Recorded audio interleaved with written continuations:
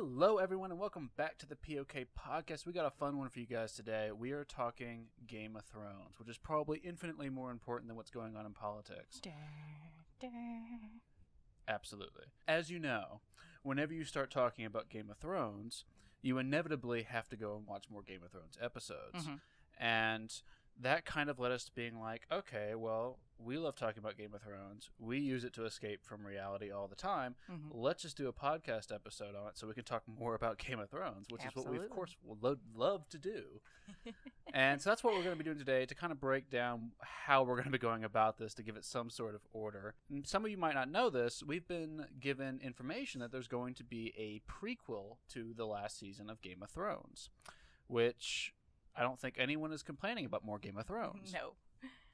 So we're going to talk a little bit about what we know about the prequel that's going to be starting filming in October, which is really the main bit of information there. And then we're going to go into our favorite Game of Thrones endgame theories for Season 8. And we are certainly not the crazy fanatical aficionados on the subject. But if that is the kind of level of detail you are looking for, we will certainly put some links in the description below for you guys to check into that. Yeah, the people that we watch to get fan theories. Yeah, and some of these fan theories, like they go like all out. They go hard. They go hard. They will get information from people that like are work on the set, kind of people, or they'll follow the cast I live in the around. town that they're filming in, and I hung out there all day. And like using picture evidence of the sets to try and guess the fan theories, and cry. We're not going quite that far here. We're going to be taking kind of the normal approach of the average Game of Thrones viewer, and just taking what we've seen from the show, taking some of the popular theories that are out there, giving our 2 cents on it. What's the likelihood this is actually going to happen? Is it not going to happen? And then we're just going to kind of go through the list of major characters. Could you not? And the kids are in here today, so Bella's going to be we're going to be going through a list of major characters and just kind of discussing what we think their fate is going to be. So, without further ado, let's get started. Let's kind of jump into this one and start with what we know about the prequel. Like I mentioned before, it's starting to film in October of this year. Of this year. So we should be it is feasible to say that we might be seeing this season shortly after Season 8 wraps up. So we could be seeing it as early as 2020. 2020, I think, would be the earliest that we saw this. Yeah, knowing kind of how HBO makes these things, and they are prepared to dump a bunch of money into it, so that's a good sign. So we're looking at some, like, hopefully similar quality type content. But yeah, I would say 2020 is optimistic. I would say the more probable would be 2021. On the bright side, we're getting more Game of Thrones one way or another. And so what story are they going to be following? As far as we know, it's going to be covering the fall of the golden age of heroes in Westeros. This is according to The Hollywood Reporter. So as the world falls into the darkest hour, we will learn the horrifying secrets of Westeros' history, which also will include the true origin of the White Walkers. And that's actually kind of relevant to the Season 8 game theories, if we're not going to be learning about the true origin of the White Walkers until the prequel. So that's something to keep in mind. If we don't learn about the true... Well, I'll save this for later. I have a lot of opinions about the White Walkers, and I got some answers that I need.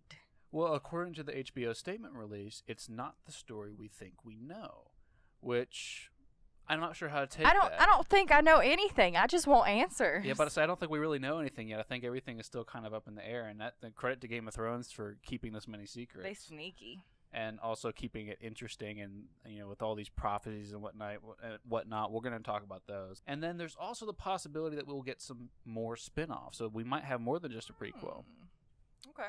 So as Season 8's filming was starting to wrap up, we heard some rumors about writers submitting ideas for different spin-offs. So HBO is already kind of in the ballpark for coming out with some spin-offs. Right, because they've already made so much money off of Game of Thrones. I think it was all but guaranteed that they were going to do something after Game of Thrones that was still in the Westeros universe. What we know about so far is that they're willing to support up to 5 different spin-offs. Wow. I think that might be a little bit a little advantageous. A little bit too ambitious.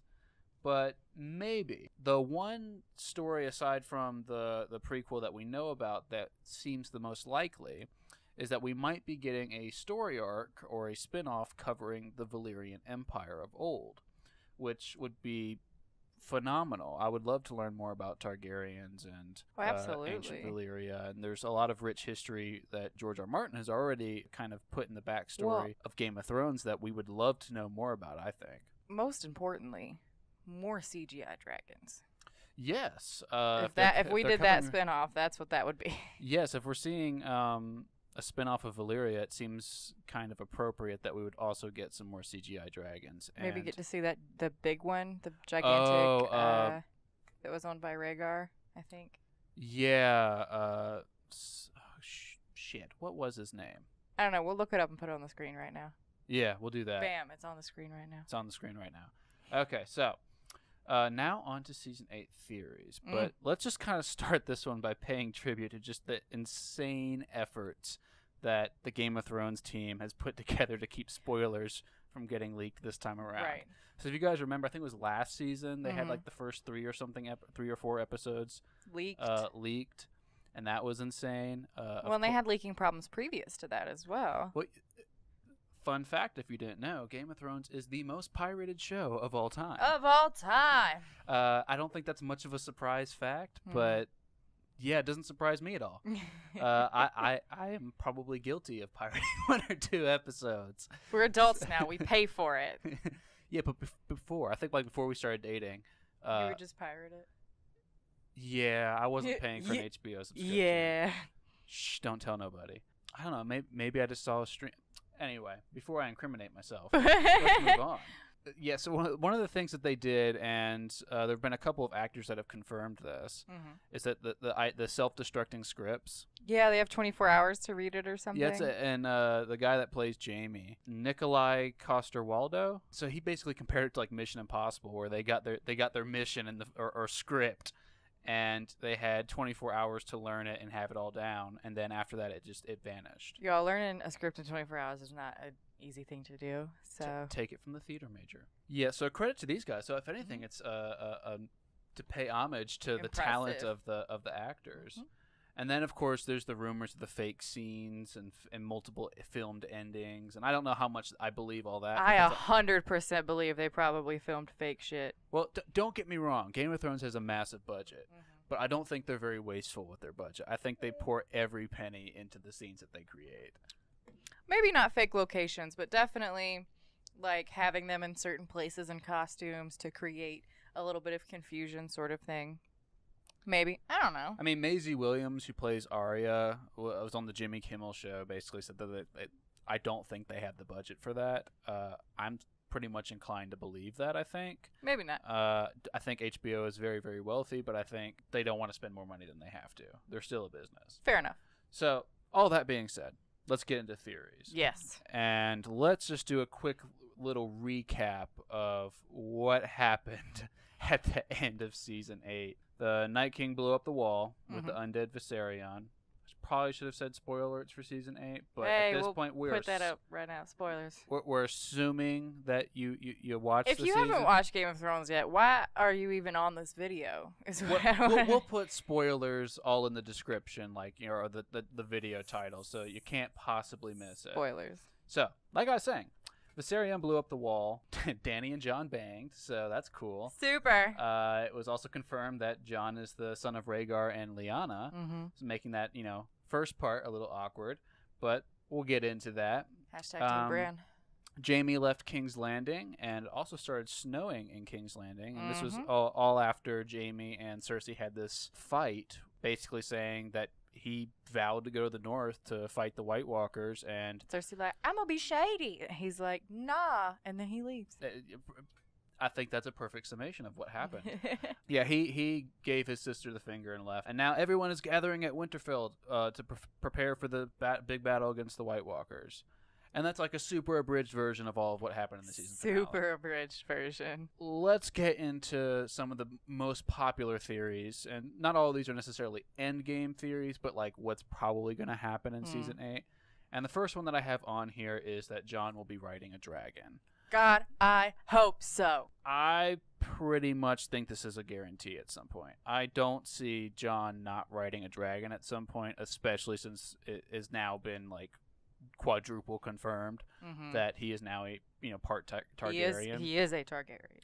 And him and Drogo kind of buddied up.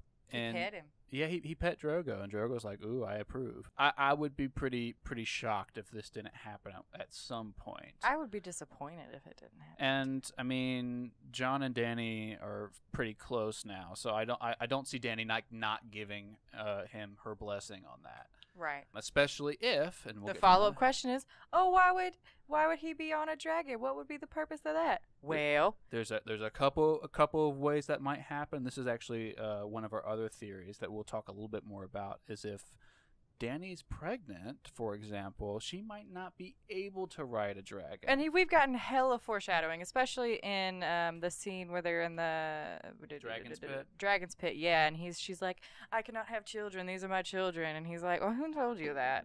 And she's like, "A witch that killed my husband." And so then he's like, "Well, maybe that's not real news. Maybe you shouldn't listen to that. Maybe it's fake news. Maybe that's fake news. So you don't know for sure." Yeah. So heavy foreshadowing. Yeah, so that we'll get a little bit more into that theory and talk about why we think that might be a pretty strong plausibility for season 8. I guess another follow-up question to the Jon being riding a dragon bit is which dragon would he be riding? Well, that is very dependent on if she is pregnant or not. Because if she's pregnant and can't ride Drogon, then I would guess that Jon would ride him into battle to fight the White Walkers. If she's not, or she decides to be crazy and go anyway, then he would be on Rhaegal. That's his name. See, I think it would be the most cinematically appropriate for him to be riding Rhaegal. Because that's his father. Yeah, it's named after Rhaegar. Mm-hmm. So that would be Dany's brother. Right? So why was that necessary? That one's mine. That's Bellatrix. She's an ass. Yeah, so my money isn't on him riding Rhaegal, mostly because that's the one I want to see him ride. Because you want it, you don't think that's what's going to happen. But I also think it's perfectly possible that we could see him riding Drogon as well. Mm-hmm. Again, I think it's dependent on the pregnancy thing. Yeah, and then there's also the issue of, okay, and maybe I'll hold off on this last bit because it also plays into another theory. We don't want to just like lump it all into one particular theory. And this actually is actually a nice transition point into what we're going to talk about next. Bran as the Night King. This is a pretty popular theory online that he is the Night King. Give me one moment. Bella, I think you're the Night King. So, if you guys didn't know, this is actually the true Night King. This is the true Night King. When it's finally revealed and Bran goes back in time, this is going to be what the Night King looks like. As annoying as the Night King. Mm-hmm. So, Bran as the Night King. Super popular theory. This has been probably one of the more viral theories that's been going around on the internet. Mm-hmm. And I think there's a lot of evidence to say that this theory has some credence to it. I think it has some meat behind it, but then it also has a lot of problems. Yeah, there's some issues involved as well. It would explain a lot of what's gone on in Game of Thrones. So, Bran being able to interact in the past, it would make sense that if he knew about the Night King that he would... Well, let's tell him. The short version of this theory is that Bran went back in time in a physical form, got stuck there, and then was stabbed by the Children of the Forest and became the Night King. That is the shorthand version of this theory. And so he has been living in the past up until this present moment where both modern day Bran and now Bran that went back to the future and then relived everything exists, right? Yeah. That's the shorthand. It's a little bit like this crazy time loop theory. Mm. A lot of people think that it might also explain why the Mad King went mad and started telling his people or his soldiers burn them all. It could have been like this sneaky message from Bran saying, hey, the only way to kill the White Walkers is to burn them all, so you should do that. And it might have the visions and kind of how we saw Hodor kind of lose a lot of his mind. Right, because the same of the thing vision. could have happened to the Mad King. And so it would explain that incident pretty well, actually. I hadn't thought about that. Yeah, and so it would make sense that his effect on other people in the past could have almost this mind-boggling effect. Right. It deteriorates their mind almost, yeah. Yeah, and so it also explained why the Night King could see him in his visions. So when he goes into one of these visions and sees the Night King looks back at him. Sees him. That's right. That's right. Yeah, so it would also explain why the Night King can interact with him the same way. It's because, in this theory, he is him. Mm. And so that would make a little bit of sense. Mm-hmm. All right, you're getting kicked out now because you don't know how to behave. Come here. So what's happening is my cat keeps clawing on everything. We have like these curtains hanging around here, and she is currently trying to claw them off to try and get attention because that she knows that works.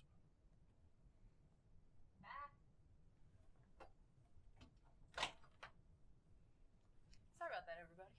We've handled the problem. The Night King has been defeated. So, with a door. With a door. Hold the door. Oh, Hodor. That's another theory we can even add to this list. Hodor being potentially coming back in season 8 as a white. I'm already so sad about the White Walkers. Let's not make it worse.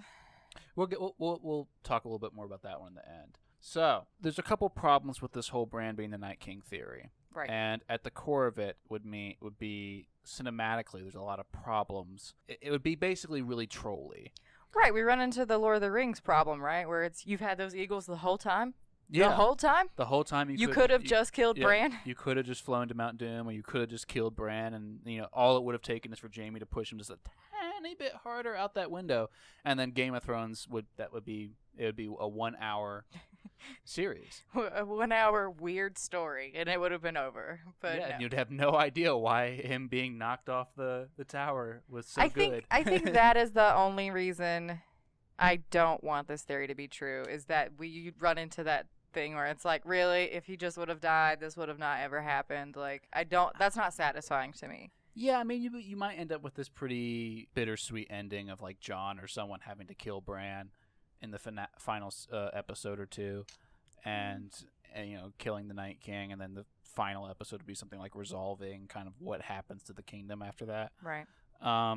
I still think that's plausible. I think we need more information for that to be plausible, though. So I'm going to need at least one episode explaining what's going on with Bran. Yeah, so if we don't address in this next season, so I just need to know something about the motivations for the Night King. Something. Because it is such a flat development for him to be like, well, I'm kind of a zombie lord, and I'm mean, and I do mean things, and I want to control things because I'm evil. Like, that's not interesting. That's not engaging. There's no depth to that character. So I need to know how he got to this point where he's controlling the army and trying to, take all But here's the trolly shit that HBO could do is they could say, okay, we're not going to explain that in the season 8 finale. We're going to explain it in the prequel. Wait till the prequel, and that's going to be super annoying because that's probably what they're going to do. And then we'll learn all about more about Game of Thrones the more we watch the prequel, and we'll be like, oh my god, that's what happened. And then people will go back and watch the regular Game of Thrones and enjoy it even more. I know how this works. HBO, you sneaky, sneaky dog. You sneaky dog. Okay, we'll move on now. Theory number 3. This is one of my favorite theories to talk about because I hate this character. Who is going to kill Cersei? And I say who's going to kill Cersei because this bitch got to go. Someone's going to kill Cersei. There's no way, even if hell froze over, that Cersei is at all getting out of season 8 alive. I put her death at a 1,000% plausibility. 10 out of 10 direwolves. She is dying. 10 out of 10 direwolves. She is definitely dead. And there's a couple of reasons for that. One, she is in one of the most vulnerable positions of any character on the show right now, as far as who is the most hated person in all of Westeros right now. Well, she doesn't even have allies, right? Her reinforcements are paid people. They were hired. Yeah, and even her allies might want to kill her, like Euron, for example. Like, don't get me wrong, Euron is helping her right now. Euron just wants to marry her so he can have the power that she has. Yeah, but Euron could just as easily say, you know what, I'm kind of done with you. You've gone a little bit too crazy for me. I'm just going to stab you. That's fair. I don't think that's going to happen, though. And that's mostly due to the Maggie the Frog prophecy. So the Maggie the Frog prophecy was told to Cersei when she was a child, and we saw a little bit of snippet of this prophecy being told. And the prophecy stated that Cersei will have 3 children and watch all of them die, and to top the prophecy off, she will also die at the hands of the Valonqar, which is Valyrian for little brother. So, if we take that prophecy very literally, there's only 2 options that of people that could kill Cersei. It's Jaime and Tyrion. Jaime and Tyrion. However, there's also a sneaky third option that would still fulfill the prophecy. My money is actually on the sneaky option and or Jaime. Jaime. So Tyrion just seems like it's too implausible. He's kind of not in a very strong position to even get in. I don't think he has the heart to kill her. I don't think he has the heart. I think he would feel too guilty about it because he's already killed his father. When he has that whole scene, right, in the last season where he's talking to Cersei and he's talking about the overwhelming guilt of death, even though he hated his father, that there was still a very heavy guilt that came along with killing him. Yeah, and I just don't see him getting into King's Landing just kind of willy-nilly and killing Cersei. It doesn't match where his story arc is going, I don't think. When it's much more likely that Jaime does it because, we've had such this long arc of him being so whipped by her and doing whatever he wanted or whatever she wanted and then finally being like, nah, you finally gone too crazy. I'm not dealing with this anymore. I'm out. I would agree. However, given where Jaime is going, the likelihood of him coming back to King's Landing is fairly small. Unlikely. Yeah. So he's going north to fight the White Walkers with by Jon, himself. And he'll probably end up getting some Lannister stragglers along the way to help him out. I'm sure Bronn's going to show up. Oh, yeah. He's not going up there without Bronn. That's not happening. Bronn's one of my favorite characters in Game of Thrones. He's just this witty asshole who just somehow makes it out of all these tough situations. He's always looking out for himself. He doesn't he doesn't take anything. He's not on anybody's personally. side. He's that's not, for he's sure. Not really on anyone's side. He's just kind of this funny dude that hangs around and just never seems to go away. He likes Jaime though. Yeah, he likes Jaime and he likes Tyrion, and then Jaime and Tyrion kind of have like this secret broship going on. Yeah, and I think especially again in the last season, we definitely see this kinship between them where they both understand where their lives have taken them and, their duty to themselves or to their house or what have you. So I don't see them having any problems with each other. Yeah, which leads us to this sneaky option we were talking about. I think Arya is going to be the one to do the deed. But she's going to be wearing Jaime's face. Yeah, I said it. It's going to happen. I don't think she's going to kill Jaime. I think Jaime is going to die, though. Well, yes. I think that's where my money's at as well. I don't think that she's going to kill Jaime. I think Jaime might die at some point, and then she's going to seize an opportunity. She's going to be like, oh, I have access to his face now. Mm-hmm. So I think probably sometime early in Season 1, we're going to get some big battle around Winterfell. We're going to have the 2 big armies collide. Jaime's going to be in the midst of it, probably get killed at some point. Sorry, Jaime fans. And then Arya's going to steal his face and be like, you know what? I have a golden opportunity here to end one of our big problems and to, cross off the last person on my list, Cersei. Mm-hmm. So I think what's going to end up happening is that her and the Hound are going to make a little trip to King's Landing. I think the Hound has to go because we absolutely have to get a Clegane Bowl. Absolutely. That's going to happen. Beat his ass. So the easiest way to fulfill both of these theories with one stone is the Hound and the Arya, Hound and Jaime Arya teaming up again, of which they were probably my favorite duo at any point during the series. I really like the Tyrion and Bronn were pretty cool too. Yeah. I still really like the thing between Brienne and Jaime. Yeah, but as far as most entertaining, I mean, if we're talking about most entertaining, I think that Tormund is the most entertaining character in this show.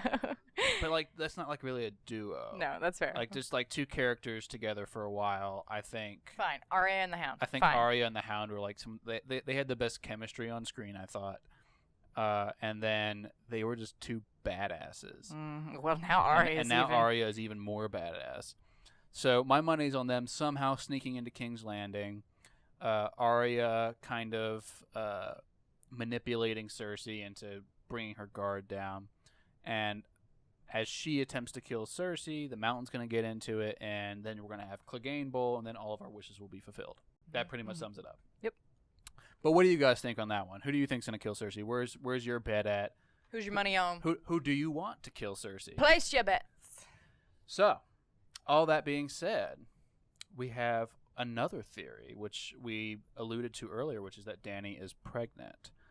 So I don't think there's any way that this isn't true. They've done so much foreshadowing with her not having They babies. did do a lot of foreshadowing. They kind of smacked us in the face with the foreshadowing in the Dragon Pit when Jon was asking her about why she can't have kids. Mm-hmm. But even if Maggie the Frog, or not Maggie the Frog, the witch Miri, who told Dany this prophecy in season 1, and it goes, when the sun rises in the west and sets in the east, when the seas go dry and the mountains blow in the wind like leaves, when your womb quickens again and you bear a living child, then he will return, referring to Khal Drogo. So Dany, of course, interprets this whole prophecy as, oh, I'm never going to have a kid again. Right. But one theme that we have seen in Game of Thrones fairly frequently, and it's been mentioned multiple times, is that death pays for life. Mm-hmm. And with Viserion dying, and now an undead dragon, there have been quite a few fans, particularly on Reddit, that have come out and said, well, that's the death that pays for the life of Dany's new child. And so it could be possible that we end up seeing Dany be pregnant. And I think it's actually fairly likely, not to mention the foreshadowing. But then it could also fill in another prophecy, which is the three-headed dragon. Right? So there, at one point people were saying it's Jon, Tyrion, and Dany. Right. Then at another point it was 3 different people, and then now it could be Jon, Dany, and their son, which would be the Targaryen threesome there, and that would fulfill the three-headed dragon. Although I'm fairly certain that this theory is going to come to fruition. The pregnancy theory? Yeah. I think it raises some questions, because if she's pregnant, we're going to see that baby. I think that's a for sure guarantee. And if that's going to happen, is the last season going to take place over a 9-month span? Well, I mean, in the last season, they were real willy-nilly with time jumps, right? Which was totally fine. We were all on board with it. Suspension of disbelief is there. Sure, it took you 5 minutes to travel that entire ocean. Not a problem. Let's keep going. So I think that the fans are more than happy, and they are more than willing to take very extreme time jumps. Yeah, I think that's fine. If it's going to be over 9 months, that's a pretty big chunk of time there. There's a lot that happens in 9 months. So I'm wondering if... Okay, so the wheels are turning now. Let me think about this one. So if it's going to take 9 months, what I think is going to end up happening is I think the first 5 episodes are going to take place in the first couple months of that. Okay. And then I think somewhere around episode 5, so we're only getting 6 episodes, by the way, guys. I don't know if I mentioned that. I forgot about that. Yeah, sorry. But upside, they're going to be longer. So we should be getting movie length. It's 6 movies. Yeah, it's going to be movie length episodes. So that's good. Probably should have mentioned that at the beginning. What if? Oh, well. I think in the first 5 episodes, we're going to see the Night King somehow be defeated. Okay. I think we're going to get all of our, first batch of major deaths. So I think, and we'll talk about who we think that's going to be, but we're probably going to have the Nightwalkers and the armies of the North collide. We're going to have all that going on. We're going to have some more politicking between Dany and Jon, I think, once Jon finds out his identity, which is another theory we're talking about. Yeah, and then I think in the final episode, I think what's going to end up happening is it's going to be this really bittersweet shenanigans. It's going to piss everyone off, but Farewell, also be yep. Aw. Yeah, so what I think is going to happen is in the season finale, I think childbirth is going to kill Dany. Ooh. And I think part of it is going to come from, I think she's going to be at Dragon Keep. What does that mean? So Dragon Keep is their home base. Oh, she's going to be at Dragon Keep. I thought you said she's going to be at Dragon Keep, and I was like, I don't know. I don't know what that is. No, I think she's going to be at Dragon Keep, and I think that's when we're going to see the Golden Company. Okay. I think she's going to be in this vulnerable spot. Oh, so that's when the paid people are going to show up and be like, time to die. Yeah. And I don't think Euron's going to be around in the season for very long. I think he's just going to kind of show up at the end, be a little bit of a dick. Hot Topic manager. And then, then he's just going to, run away again. I think he looks like a Hot Topic manager. He is a Hot Topic manager. I've seen him at Hot Topic. But yeah, that's my whole wild shenanigans of what I think is going to happen there. Okay. That's not really based on any evidence. It's just kind of deduction. Yeah, I mean, because I was thinking like, okay, so how is the Golden Company going to play into this at all? Because if Cersei dies and then they cut off their ties to the Iron Bank, then the Golden Company has no incentive to help them out. So I feel like it's just going to be this real quick. Okay, we're going to go kill Dany real quick. Cersei's going to be dead, but the two big tyrant-like characters are going to be gone. I think if Cersei dies, they don't really have an incentive to kill Khaleesi, kill Dany. I think it's going to happen around the same time. Oh, okay. I think both of those things are going to happen in the season finale. I think Cersei's going to die, and I think Dany's going to die. Fair enough. Because I'm cynical, and I've learned my lesson by now with Game of Thrones. I was a Robb Stark fan, if that tells you anything. So...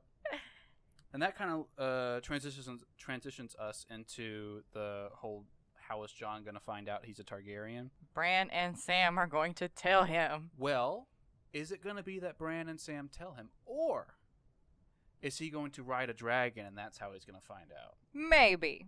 But they're in Winterfell, right? Bran and Sam are in Winterfell. Bran and Sam are in Winterfell. Jon is not there yet. He's on his way back to Winterfell. Yeah, but what if, the White Walkers attack before... Shit get cray before they get back? Yeah, before he gets the opportunity to learn his identity. Sure. That would be cool. And then how does Jon react?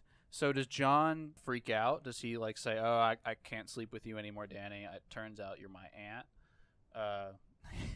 I think I don't know how that works exactly. I just don't think that Jon's that big of a threat to Dany, right? So I don't think she's going to care that much. Also, incest is rampant in her family. Yeah, I don't think Dany's going to give two shits. I think that it's going to make Jon a little skeeved out. I definitely agree with that, but he's not a threat, so I don't think Dany's going to care that much. Yeah, so here's what I think is going to end up happening with that. I think about the show way too much. Let's just put it that way. What I think is going to end up happening is Jon is going to learn from Sam and his brother, or sort of brother, Bran. And I think what's going to end up happening there, it's going to freak him out at first. Mm-hmm. I think he's going to be a little bit weirded out. I think he's going to be like, oh, no, I made a huge mistake. Right.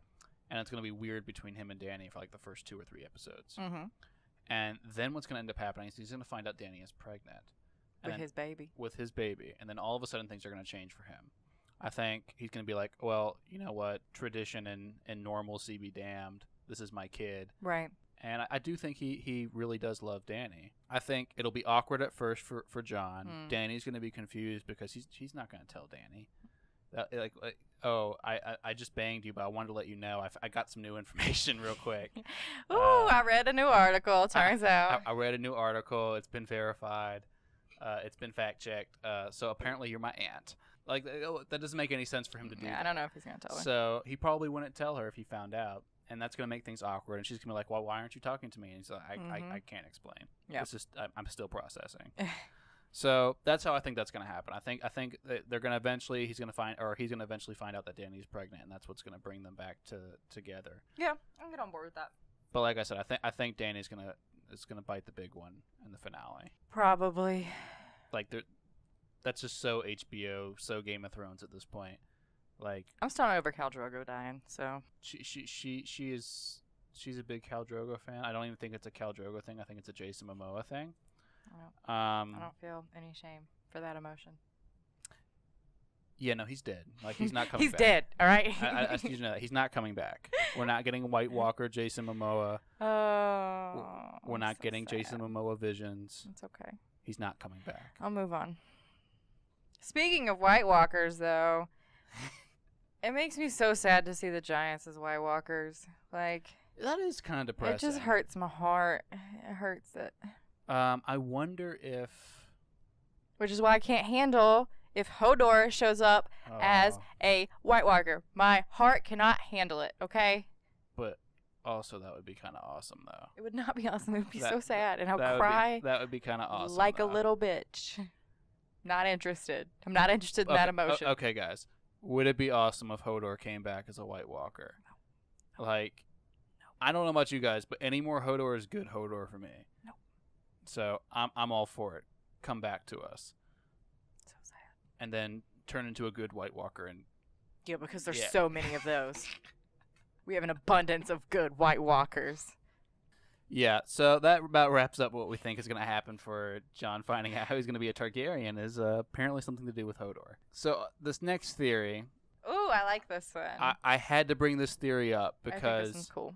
Because this is one of my favorite all-time theories of Game of Thrones, which is that Bran will eventually work into a dragon. Let me introduce you to my dragon. Okay, so it was... I can't remember the season. I think it was like season 5 or season 6. The three-eyed raven had told Bran that he was going to fly. Mm-hmm. Okay? Immediately, my brain was like, oh my gosh. Dragon. Bran is going to become a dragon. And I went crazy. I thought I was completely right. And I've been waiting ever since to see it come to fruition. I think it's all but guaranteed. I think if he does work into a dragon, it will be the undead Viserion. And it will be to help swing a battle in the favor of his family and of the living. Yeah. And if he is the Night King... Well, hold up. Hey. Okay, so I think the dragon he's actually going to work into is not going to be Viserion. All right. I think it's actually going to be Drogon. Why?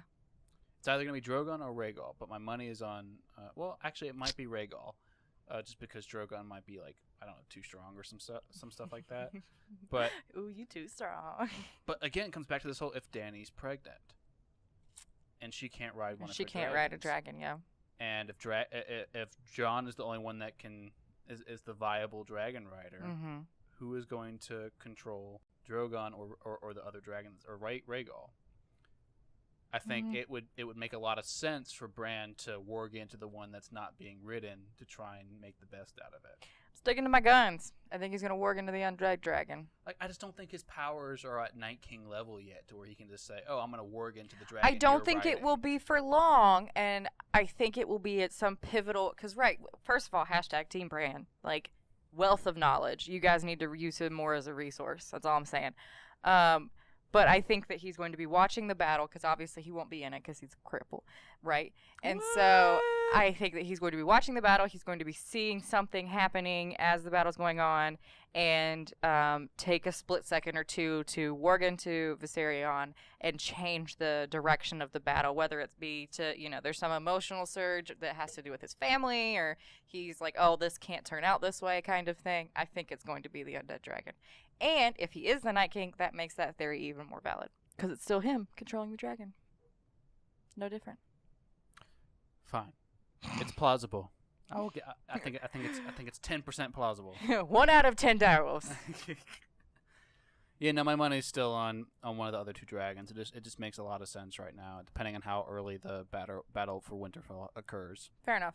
If Dany is like preggers. Then I think. Well, and that child will also be one of the rightful heirs. I mean, obviously Jon is the rightful heir, right, of the Iron Throne, but it will be his son, so his lineage, because of course it's going to be a son, and they don't be a daughter. Well, it's probably going to be a son. Let's be honest. And they don't want that precious throne baby dying. Still, it's got to be Drogon or Rhaegal. It can't be. All right, that's fine, maybe. Like live your dream. That's fine. It's just like it doesn't make a whole lot of sense though. Like for Bran? Like if he could control one of those 3 dragons. Boy, I just described to you why it would make sense. But like if he could warg into one of the 3, would he pick the one that's controlled by someone else warging into him? Or would he pick one of the 2? It depends on the circumstance. If it's not to create some sort of change or shift in tide, then sure, it can be Rhaegal. I don't care. But I'm just saying, don't rule out the 3rd one. Well, everyone's entitled to their opinions, even when they're wrong. So, theory number 7. Theory number 7, we're going to be talking about how the Night King will be defeated. There are a couple of probable ends for the Night King. So the one we talked about before, right, which was if Bran is the Night King, then the solution is just to kill Bran, and then the Night King dies. Done. That's kind of boring, though. Agreed. So I think there's really 2 other possible outcomes for the Night King. Okay. I think so. It's either Bran in a time loop or somehow Jon. I think it's if anyone's going to be the one to kill the Night King in one-on-one combat, it's pretty much going to be Jon. Well, we've gotten those epic shots right with his Valyrian Seal Sword where he chopped down the one of the White Walkers. Yeah, and the Night King has this weird connection to Jon as well, as we saw a couple seasons ago. What's that big battle on the ice shore? Oh, where he's on the boat and the Night King just standing there watching him. And that episode. Back. I don't know what the episode's called. I can't. I'm disappointed in myself, y'all. But yeah, the Night King seems to have this weird connection or maybe respect for Jon. Yeah, I'm sure we're not going to get that explained. Someone is salty. Someone has just drank some straight soy sauce. Answer my questions. I have so many questions. Be patient. Anyway. So Jon getting into some sort of scenario where he can fight the Night King one-on-one. I think that's probably the most probable outcome. It is a little bit cliche. Maybe they have a dragon battle. I don't know. I mean, but I don't think that's how the Night King is going to go down, is from a dragon battle. Probably not. I think it's going to be some sort of hand-to-hand combat with Jon. Mm-hmm. But it could also be this Bran theory that may or may not happen. And then the last one is that the Night King just goes away. And I mentioned this theory or this idea just because we don't know what the motivating force is for the Night King to begin with, right? We don't know why he's doing anything that he's doing. For all we know, he's just like... He could accomplish whatever goal he set out for himself and be like, all right, well, that's good. Maybe he really liked some tree in the south and was like, you know what, I'm going to go take my tree back. I want my tree. Like, we don't know what he wants, right? So it could be something like, obviously it's probably not something that's superficial as a stupid tree, but, or maybe there's something about Winterfell. This is to iterate a point, though, that we just have no idea what his motivations are. I've never thought about this, but this might be important. So the Night King... Talk about Bronze Tree? Bronze Tree? That might have something to do with it. Okay. So the Night King, to my knowledge, used to be a Stark. That is the leading theory, that he is a Stark. Yeah, and that would make a lot of sense. So maybe he just really wants Winterfell? Maybe he just really wants Winterfell. I don't know. I don't like that storytelling. Okay. Scrap or maybe it. There's some. Maybe he left something in Winterfell. Maybe something magical, something powerful. Maybe there's something there if he was a Stark. I can buy into that. All right. Maybe he just left his toothbrush at Winterfell and was like, you know what, that was my favorite toothbrush. I have not brushed my teeth in 600 years. Do you see what I'm working with here? Like, come on. You wonder why I never open my mouth? This is why. No teeth. Okay, so it's going to be one of those three things. Either it's going to be Bran being killed because he's the Night King. It's either going to be Jon. I don't really see anyone else killing the Night King. I just it doesn't make sense right now where the story's going. And it could also be that the Night King accomplishes whatever it is that he's there for, and then just says, "Okay, deuces, everyone." Bye. And so now this kind of leads us into our final bit here, where we just go through the list of characters that we like and talk about what we think is going to happen to them. Sound good with you guys? Character number 1 is Jorah. I think he's gonna die, and that makes me sad. You know that. So I was originally thinking that Jorah was gonna bite it, and then I thought, what is the most cruel thing that Game of Thrones could do to us? And it would be for Jorah to live, and then for him to watch Dany die. Yep, that's what's happening, y'all. He went away. He got his grayscale fixed, and now he's back, and he loves her so much, and that's probably exactly what they're going to do. That's what's happening, y'all. That makes me so sad. I'm writing it down now. That's what's going to happen. Is Jorah's going to watch Dany die, and it's going to be this super depressing, sad scene. I'm going to be ugly crying this whole season. We're going to be ugly crying together because I'm a big fan of Jorah. We actually went to... we were Khaleesi and Jorah a couple years ago. Yeah, the Gravediggers Ball in Charlotte. We did a costume contest, and I went as Jorah, which conveniently no one knew who Jorah was at the time. Yeah. Unfortunately. But everyone knew who Jordan was dressed up as Khaleesi. And my brother. My brother was Jon Snow. He was popping. Oh, he looked just like him. So here's a it was picture. Like, yeah, we'll put a picture up, like, because it was too like similar. It was like the resemblance was uncanny. We had people like yelling from the top of rooftops at him, King saying, of the King North. of the North. That was really cool. Yeah. That was it was awesome. Okay, so what do we think is going to happen with Sam? I honestly don't know. I think that he is either going to be super helpful from the sidelines with his knowledge and maester stuff and continue through the end of the story, or he's going to decide to do something heroic and get himself killed. I don't know which. So I'm kind of on the side of, I think he's just going to be another sidelines character, but he's going to have some really important roles. Maestering it up.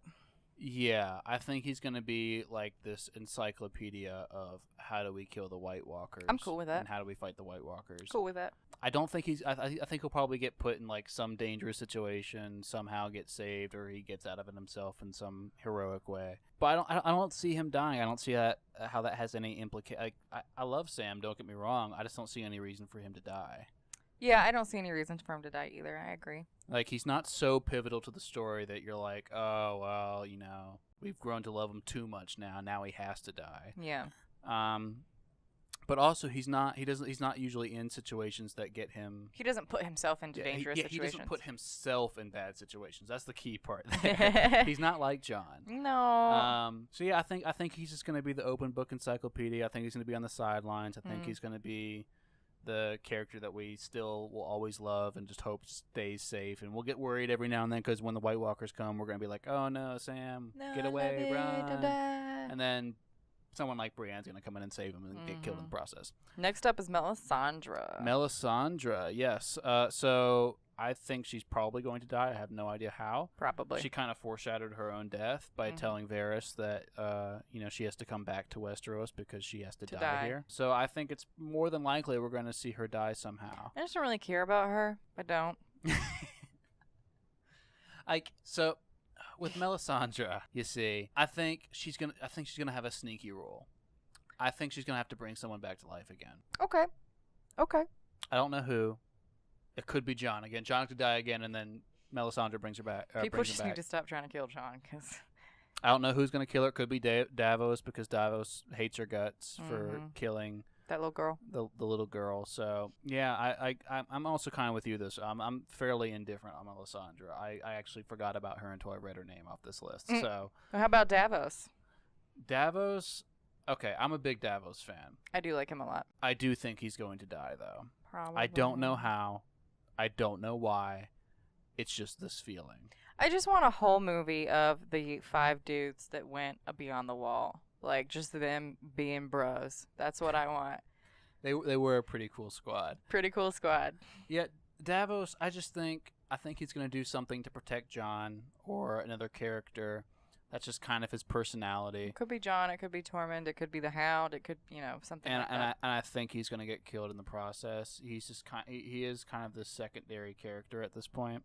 Yeah, but he's a good character. I like him. There's some weird theories about him being Azor Ahai at this point. I just think that's so unlikely at this. Yeah, I don't agree. At this point in the story, like I understand the little nuances that you can kind of pick out and be like, oh, so he meets all the conditions for Azor Ahai, and then you're just like, well, so do other characters. But why would you be Azor Ahai when you've had like maybe a tenth of the screen time as any of the other plausible candidates for that? So that doesn't make a whole lot of sense to me. But yeah, I think he's going to do something really heroic, and then I think he's going to get killed by a White Walker. Boo. Next up. Which leads us to Varys, and Varys is a little bit more interesting. He's a sneaky snake. He's been kind of like sneakily influencing Game of Thrones since the beginning. Mm-hmm.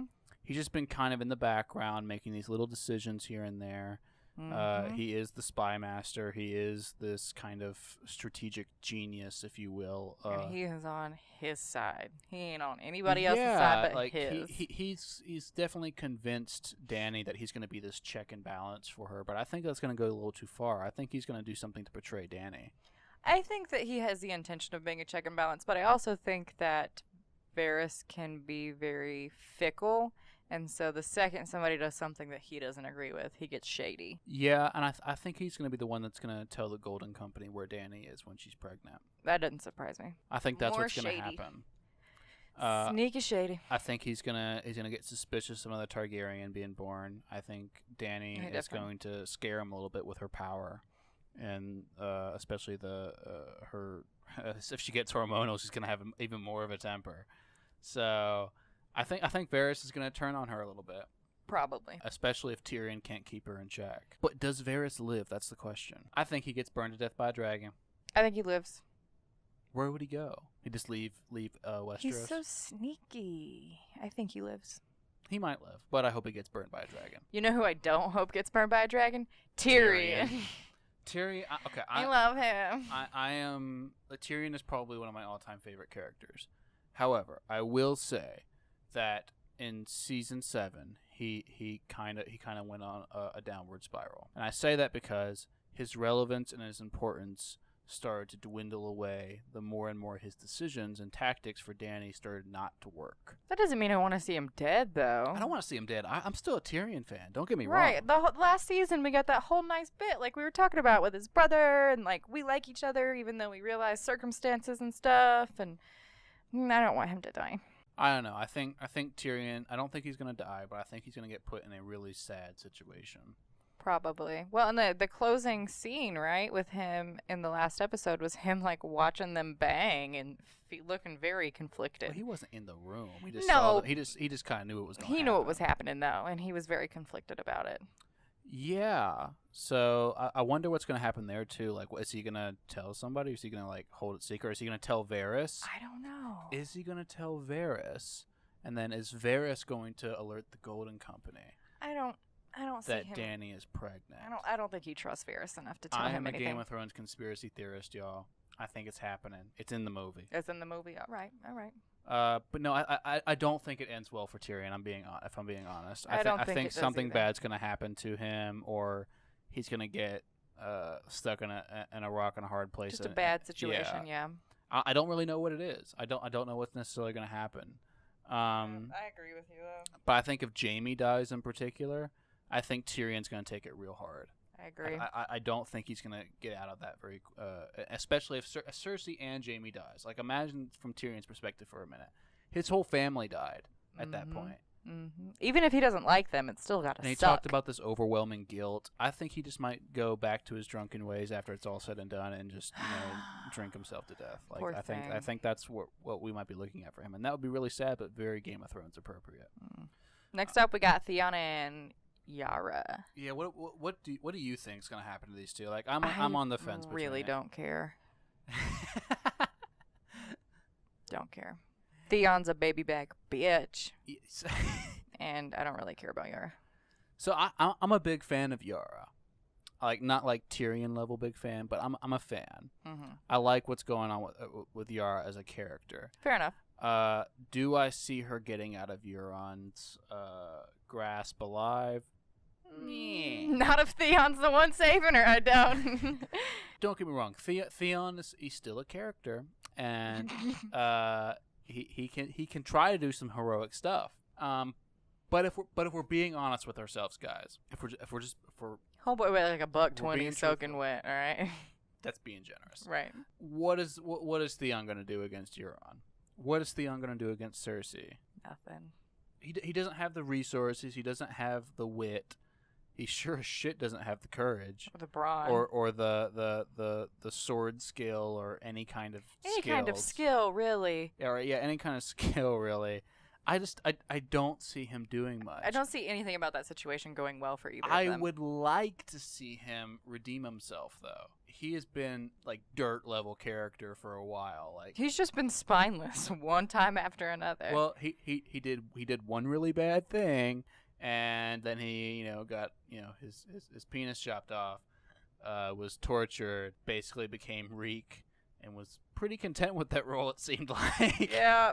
Yeah, I don't really know what's going to happen. So either somehow he's going to rescue Yara, and he's going to be a little bit heroic and redeem himself a little bit for his terrible past. That's what I'm hoping for.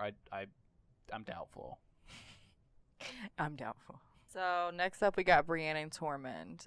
If either of them die, it's going to be ugly crying time because I love them both so much. So don't get me wrong. I don't mind Brienne. She's cool. I will cry if someone touches one of his one red hair on his head. Sweet little red head. Someone messes with that perfect beard. Oh my God, that scene where he almost gets taken away by the whites. Just like, don't you dare! At the ice lake battle. Mm-hmm. I got a little. I started to sweat a little bit. I was getting nervous because I was like, oh. There's no way he's gonna die. Like, it's Tormund. He's really good at killing people. He said so himself. There's no way he's gonna die. They teased me. And it worked. And it worked. I got a little bit emotional, and by a little bit I mean a lot. By Tormund's a lot, just such a, I mean, he's I was such I a didn't good want to look at the screen. character. I love him. He's hilarious. He's so full of joy and life, and I adore him. And as he said, he's a ginger, and gingers are beautiful. They're beautiful. That's right. He's going to make big, beautiful babies with Brienne. I really do hope that they have like this one moment of mutual affection towards one another. Like Brienne's just like, you know what? All right. You're a little crazy, but like into it. I'm a little into it. Like I would love to see Brienne go there. So if I'm being honest with myself, I don't want it to happen, but I think it's going to happen because it's Game of Thrones. I think they're both going to die. Probably. I don't see them getting out of this one. No. I don't see. I think Tormund is as much of a likable character as he is. That puts him like in the crosshairs for dying first in the next season. His likability is so high that his death likelihood is also very high. Game of Thrones for you, and that's kind of similar with Brienne. Like Brienne, I think Brienne and Jaime might have like this moment together where they're on the battlefield and like they're overrun and they kind of get a glimpse of one another. It's like I should have made different decisions. I hear that. So how about Sansa? She is my vote to end up on the Iron Throne. Actually, I could see that. So if Dany dies, if Cersei dies, who's the next viable candidate? It's not going to be Tyrion. So I really see Sansa as the only viable option because Jon certainly doesn't want to rule. Absolutely not. He is not going to want to sit on the Iron Throne. And they've kind of foreshadowed it a little bit. If you think about it, because Sansa, her whole life, that's really what she wanted. This Lady of Westeros kind of thing. Yeah, and she does the job fairly well. I think she's a pretty, she's a pretty quick learner in that regard. And yeah, she has that line in that right before they kill Littlefinger, where she's like, "I'm a slow learner, but I learn." I'm like, I don't know if you a slow learner, girl. You tricked the hell out of him. Good job, sweetie. Good job. Yeah, no, I think when it's all said and done, the dust clears. Sansa is the right character to end up on the Iron Throne, and I think that's the character that would be the most wanted as far as people in Westeros are concerned. Yeah, I can jive with that. I'm cool with that. Yeah, it makes a lot of sense. Yeah. Especially if you consider that the likelihood of Cersei and Dany dying is pretty high, and that the plausibility that Jon would ever want to be on this Iron Throne super low. So I think it's probably going to be Sansa. And Jon, of course, trusts Sansa with responsibility and would absolutely, without a second thought, give her the Iron Throne, I think. Even though that he is the rightful heir. What about Euron? Hot topic manager. So I don't think he's going to die. Totes my goat's going to die. I don't think he's going to die. Oh, I think he's too crazy and too dumb to not die. I don't think he's dumb. I just think he's crazy. Oh. Okay, fair enough. That's how I feel about Cersei. Like I don't think Cersei's dumb. I think Cersei's very smart. She's just out of her gourd. Yeah, okay. Let's have a Cersei rant moment for a minute. So, I don't think anyone has liked Cersei ever. So I think that's pretty safe to say. And somehow she stays alive constantly. She is like the Joffrey that never goes away. I can't think of a single moment where I ever felt sympathetic for her. Even when she was like walking down the streets, butt ass naked. No, that just made me uncomfortable. It just made me uncomfortable, and I was like, yeah, just someone kill her. Stop doing this. Like this is I don't want to see this. Throw a knife. Yeah, that's all. Our club or something. But no, she's still here, and she's still just doing hateful stuff all the time. I like. Her motivation is she's like one of the most predictable characters. She is going to do whatever benefits her family in her mind, and her family now only really includes her. Yeah, whatever's going to keep her alive. She's doing what's going to keep her and her unborn child that probably will stay unborn. Probably. Let's all hope. Or it's completely made up. Who knows? Or yeah, maybe she faked being pregnant. That's a complete possibility to throw Tyrion off. And finally, we have the mountain. Oh, we have one more after the mountain, but we're at the final stretch here. So the mountain. Oh, okay. I thought I said Melisandre again. No, it's Missandei. Okay. So the mountain. What do we think is gonna happen at the mountain? We're gonna have the cocaine bowl. Mountain's gonna show up, and I think he's going to kill the mountain, but he's also going to die. Like the battle's going to kill both of them. I don't know. I think if he does kill the mountain, the most appropriate way would be for him to stick the mountain's face in fire. You set him on fire, absolutely. That would be the way for him to kill him. He like conquers his fear of fire to set his brother on fire. Oh, what sweet, sweet victory that would be. I would love that. I need that to happen. That's a fantastic theory. It's in the movie. It's in the movie. I don't really have much else to say, but I think he there's going to be a Clegane Bowl. I don't think the Mountain's getting out alive. And I hope he dies by fire. Yep. And I hope it's his brother that kills him, which, let's be real. It's going to be the Hound. It's going to be the Hound. I'm right. What about Missandei? Missandei, I put her on the list just because she's a character I like, and she had that little romance scene with Grey Worm. Well, and then she's had some very interesting scenes with Davos and Jon Snow, where she kind of lets on that she's more intelligent and tactful than maybe she wants people to think. Yeah, and then she also has access to all these languages, right? And as we've learned that some of these prophecies, depending on how you read them, can mean slightly different things. Mm-hmm. How they're translated, too. How they're translated. And so I wonder if maybe her and if Bran got together with Sam, if we could have like this like super think tank between the nerd sesh. They'd have like a super nerd sesh, and that's how they're going to find out how to kill the Night King. I don't so. know.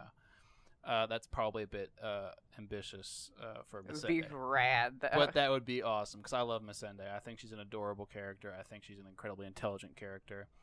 And I hope her and Grey Worm somehow make it through. I didn't put Grey Worm on the list, but that's another character that I want to see make it. Yeah, I don't. And I would be displeased with his death. Yeah, and he's already come so close to dying back, I think it was season 5. Mm-hmm. They had that little hallway scene where he was fending off assassins and got stabbed like 6 times. Yeah. But still managed to fight them off. Mm-hmm. You know, he's just too badass to go. Absolutely. But what about you guys? Yeah, what do you think about any of these characters, and what do you think is going to end up happening with them? What's your favorite theory? What's your favorite theory? What do you think? Which theories do you think we should have put on the list but aren't on the list? And lay it on us. We love Game of Thrones theories. Yes, and it'll probably inspire us to rewatch the entire last season again. But let us know what you guys think. This has been a super fun episode for us. And remember, if you like our content and you want to support the page, please go visit our Patreon site, and you'll get access to early content. You'll have your questions answered on the show. Help us pick topics. Yeah, help us pick some topics, because normally, as you know, we cover, more serious things. And, I mean, obviously there's nothing more serious than Game of Thrones. Let's be clear. Let me be clear. Let me be clear. But for the social and political topics that we do cover, we would love your guys' insight. And if you join the Patreon program, then you can basically tell us what you want to see, and we make it happen. And then, of course, if you liked what you saw in this video, hit that like button. And if you want to see more of our content, subscribe to our YouTube page. We are also on iTunes and SoundCloud. And on that note, we'll see you next time, guys. Thank you for joining us on the POK Podcast. Have a nice one, guys. Bye. Bye.